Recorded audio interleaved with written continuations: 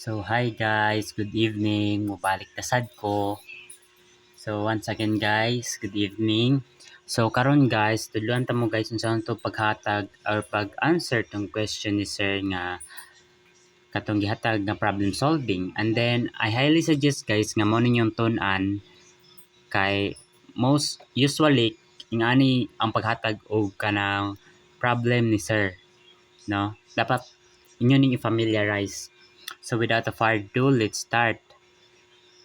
So, kani sa ibabaw guys, makita nyo guys, mo ni ang gitawag og tax base sa BIR. Mo ni siya guys. And then magamit ako ni siya later on, ma-explain ako ni siya pag-answer nato sa mga kanang problem solving. So, di na ta magdugay. So, before ta mag-answer ato, maghatag ko nyo reminder. Na-reminder na ako ang diri guys. Para sundon nyo guys, na ko reminder di yatag. No? So, mo ni siya guys, reminder na ako lang guys. So, reminder number 1. So, determine if the employee, no, when answering guys, determine if the employee, no, sa problem solving is a government or private. Nga naman. Kaya sa given mong good ni sir is na ay dapat i-appeal pag private employee ka, pag government naman is walaon siya. So, ano ba? Dapat imo yung banabanaon or imong tanawon if government ba siya or private. Number 2 is if monthly ang gihatag guys, like for example sa salary, sa share sa SSS, and so on, pag monthly ang gihatag guys, ang inyong buhaton na is i-time siya ninyo og 12 months. Kaya usually ang ihatag ni sir nga problem is on year or year siya guys, ang duration.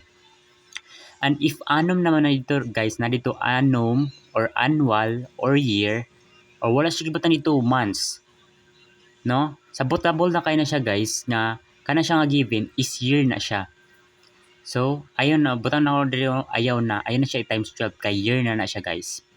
And last 3 is basa ang last, no? Ang last nga hands out. Di na anda ang last nga handouts ni sir. Nga naman, na dito makita itong mga exclusion o mga benefits and gross income nga walay labot sa tax or exempted, meaning dili siya i-appeal, no? Di siya i-appeal. Number 1 is focus on your own, no? Try to understand this problem guys. Explain ako ni siya step by step. So, hindi ta magdugay, so proceed na ta guys. So, muna siya sa number 1 guys, no? Sabta na to una, no? Sige, reminder number 1. Sabta una, if ang given is employee ba siya sa government or sa private.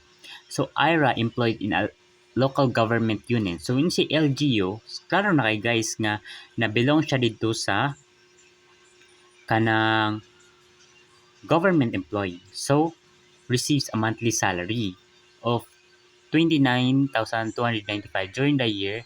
She also received the following benefits. So, during the year, she also received the benefits. So, during the year daw ni guys, may na-receive.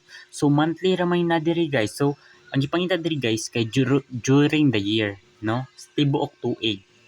So, mani siya ang given. Most of ni siya ang question guys. Ipangita diri, oh.